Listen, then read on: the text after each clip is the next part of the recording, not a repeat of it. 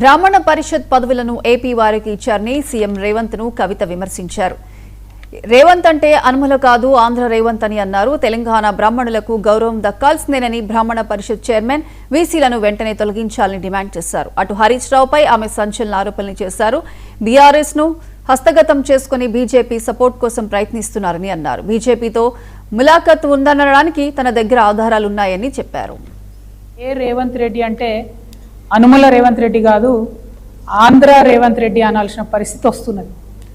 ఎందుకోసం ఈ మాట చెప్తా ఉన్నామంటే, తెలంగాణలో ఉండేటటువంటి బ్రాహ్మణ పరిషత్తుకి చైర్మన్ను వైస్ చైర్మన్లు ఇద్దరిని కూడా ఆంధ్ర ప్రాంతానికి సంబంధించిన వ్యక్తుల్ని ముఖ్యమంత్రి గారి పర్యవేక్షణలో కాంగ్రెస్ ప్రభుత్వం ఏర్పాటు చేయడాన్ని తెలంగాణ రక్షణ సేన చాలా తీవ్రంగా ఖండిస్తుంది. ఎందుకంటే మన తెలంగాణలో అనేక వేదాంగాలు చదివినటువంటి చాలా గొప్పనైనటువంటి బ్రాహ్మణులు ఉన్నారు, విద్వత్తు కలిగినటువంటి అనేక మంది మహానుభావులు ఉన్నారు.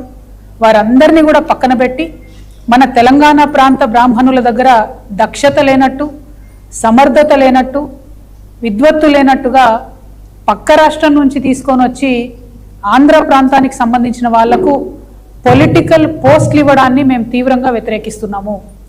ఆంధ్ర ప్రాంతానికి సంబంధించినటువంటి అనేక మంది విద్వానులను మేము కూడా చేతులెత్తి మొక్కుతాం, నమస్కరిస్తాం, వారి పాదాభివందనాలు చేస్తాం.